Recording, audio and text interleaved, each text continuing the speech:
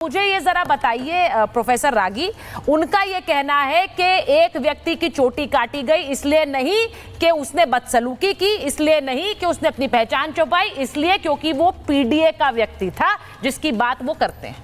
देखिए अखिलेश यादव, धर्मेंद्र जी को भी लीजिए।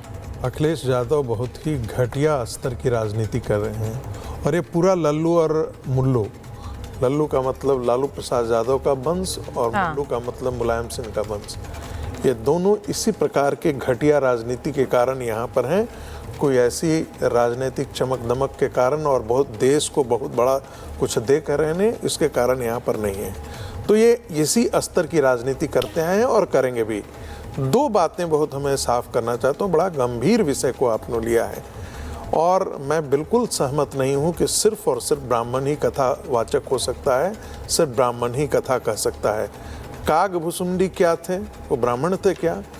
रामायण की कथा जो है भगवान शंकर पार्वती को सुनाते हैं और कागभुसुंडी जी, एक मिनट बीच में मत बोलिएगा पंडित जी, सुन लीजिए ध्यान से।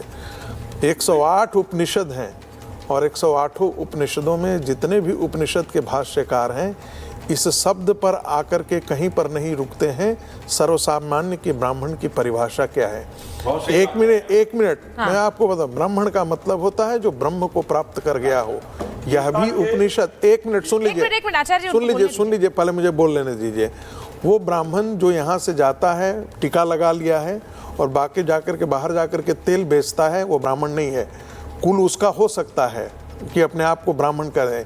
ये परिवार से लेकर के कि आप सारे नीच से नीच कुकर्म करते हैं और फिर भी आप कहते हैं कि मैं तो अग्निहोत्री कुल का हूँ, मैं तो झा कुल का हूँ, मैं तो पांडे कुल का हूँ। इसी ने इस देश का सत्यानाश किया है, इस मानसिकता ने सत्यानाश किया है। रावण तक का कुल तो ब्राह्मण था लेकिन उसकी जाति राक्षस थी। पता है कारण क्या? क्योंकि वो विद्वान था, परम प्रकांड ऋषि पुलत्स का वंशज था वो, लेकिन उसका कुकर्म क्या था? इसी कारण से उसकी जाति ये थी। तो कथा वाचन करने में कोई परेशानी नहीं है। मैंने फिर आपसे कहा और मैं ये बहुत गंभीरता से, कोई शुक्र नीति पढ़े, बृहस्पति शास्त्र पढ़े, बृहस्पति शास्त्रम पढ़े, उपनिषद पढ़े। चूंकि मैंने पढ़ा है उपनिषद इसलिए मैं कह रहा हूँ, ऐसे ही आकर के नहीं कथावाचकों की तरह मैं बोल रहा हूँ। मैंने पढ़ा है इसलिए मैं ऐसा कह रहा हूँ कि ब्राह्मण शब्द की व्याख्या क्या हो इस पर हमारे भाष्यकारों की भी एक राय नहीं है। लेकिन जो कुल मिलाकर के निकल रहा है, जो ब्रह्म तत्व को जानता है वो ब्राह्मण है।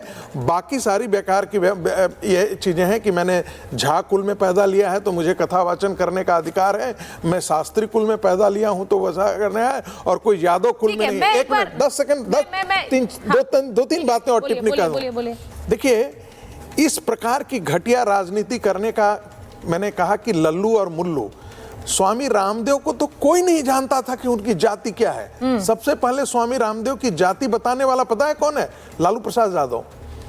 ये यदुवंश के नायक हैं। अरे भाई, स्वामी रामदेव जी को तो ब्राह्मण क्षत्रिय सभी जाकर के उनको पैर छू करके प्रणाम करते हैं। और ऐसे कोई एक नहीं है, ये बहुत सारे उदाहरण, ऐसे बहुत सारे उदाहरण हैं। आपने बिल्कुल सही कहा। 71 महामंडलेश्वर हैं जिनको जिन्हें आपकी दृष्टि में पर आचार्य जी नहीं इससे सहमत है। आचार्य जी इससे सहमत नहीं है। आपने ये कहा कि कोई भी हो सकता है कथावाचक, प्रोफेसर रागी कह रहे कोई भी हो सकता है कथावाचक, लेकिन एक मिनट मैं धर्मेंद्र यादव जी के पास, पहले धर्मेंद्र यादव जी के पास जाऊंगी। धर्मेंद्र यादव जी को लीजिए स्क्रीन पर। धर्मेंद्र यादव जी, कोई भी हो सकता है कथावाचक, खुलकर सब बोल रहे हैं यहाँ पर, लेकिन उसे पीडीए से जोड़ना, ये कहना कि देखिए इनकी तो चोटी इसलिए काटी गई क्योंकि ये पीडीए के व्यक्ति हैं, क्योंकि ये यादव हैं। अब आपको गिनाया उन्होंने कितने बड़े बड़े ऐसे कथावाचक हैं जो ब्राह्मण नहीं हैं, लेकिन इस मामले में पेच कहीं और ही फंसा था, आपने कहीं और ही फंसा दिया। श्रृंगी ऋषि क्या थे? ब्राह्मण थे। तो चर्चा जी बोलिए।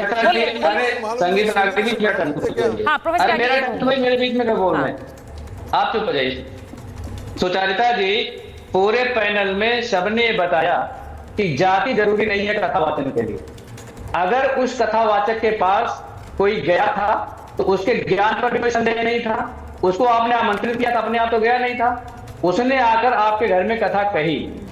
उसके बाद जो आरोप लगा रहे हैं कि उन्होंने अपनी जाति छुपाई, तो पहली बात तो जाति आधार ही नहीं है, तो जाति छुपाने का क्या मतलब है? तो ये जो निराधार आरोप लोग लगा रहे हैं भारतीय जनता पार्टी के कार्यकर्ता और नेता उस गांव में जाकर के, और इसको एक अलग एंगल देने का प्रयास कर रहे हैं, वो पूरी तरह से गलत।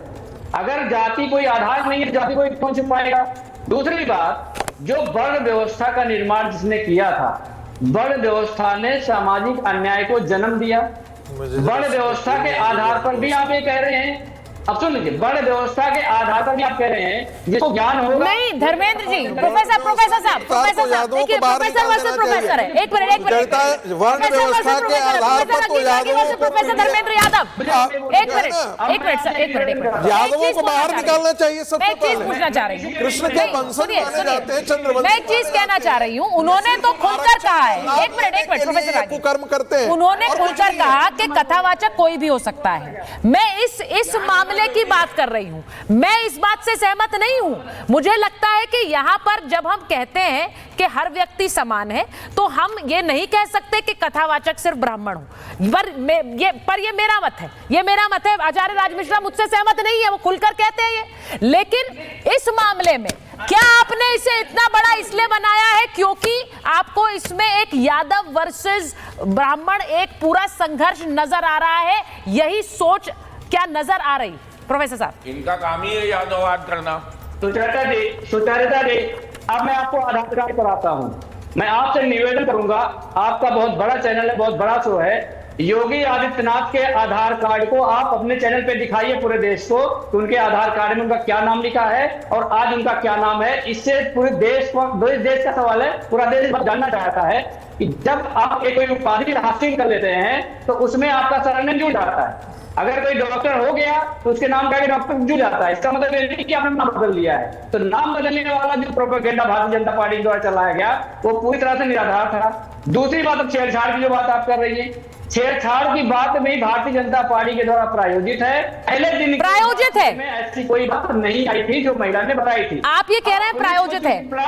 देखिए प्रोफेसर साहब, वो महिला आकर बोल रही हैं, आप ये बोलते हैं कि वो महिला झूठ बोल रही है, वो महिला झूठ बोल रही है, वो छेड़छाड़ की बात नहीं, वो गलत है।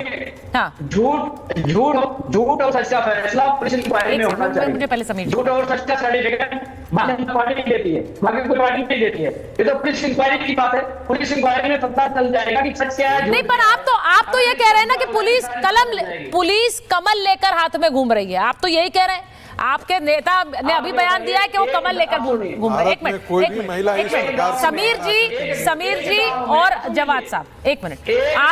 आपके नेता ने कहा कि पुलिस कमल लेकर हाथ में घूम रही है, इसीलिए ये झूठे आरोप लग रहे हैं। मुझे ऐसा लगता है कि एक महिला ने आरोप लगाए हैं और महिला के आरोपों को आप सरासर झूठा बोल रहे हैं, यानी कि इस महिला ने झूठ बोला है, उन्होंने कोई बदसलूकी नहीं की है, इन्हें सिर्फ फंसाने के लिए किया गया है। ऐसा समीर जी वर्सेस जवाद साहब। समीर साहब, आपको लग रहा है कि इस मामले को तूल इसलिए दिया? आप देख रहे हैं यूपी में जो तस्वीरें आ रही है, यूपी में हो क्या रहा है? यूपी में एक जातीय संघर्ष की तस्वीरें सड़कों पर नजर आ रही, पुलिस से भिड़ गए लोग वहां पर इटावा। देखिए, अखिलेश यादव को लगता है कि उत्तर प्रदेश की पुलिस हाथ में कमल का चिन्ह लेके या कमल लेके घूम रही है। तो जिन लोगों ने जो बदतमीजी की थी कथावाचक के साथ, उन 19 लोगों को गिरफ्तार किया उत्तर प्रदेश की पुलिस ने, तुरंत गिरफ्तार किया। क्या उनको इसलिए छोड़ दिएगा कि वो ब्राह्मण थे? उन्होंने उनकी चुटिया काटी, जो जिससे व्यवहार किया, कानून ने अपना काम किया। अखिलेश यादव ने उससे पूरे प्रकरण को, जब मामले का पटाक्षेप हो गया कि वो लोग गिरफ्तार हो गए, अखिलेश यादव ने ऐसे जातिगत रंग दिया। अखिलेश यादव उनको लखनऊ बुलाते हैं, उनको तबला हारमोनियम गिफ्ट करते हैं और अपने समाज के लोगों से, अहिर रेजिमेंट से कहते हैं, अपने पार्टी के नेताओं से कहते हैं कि इसे जातिगत रंग दो क्योंकि अब चुनाव आ रहा है।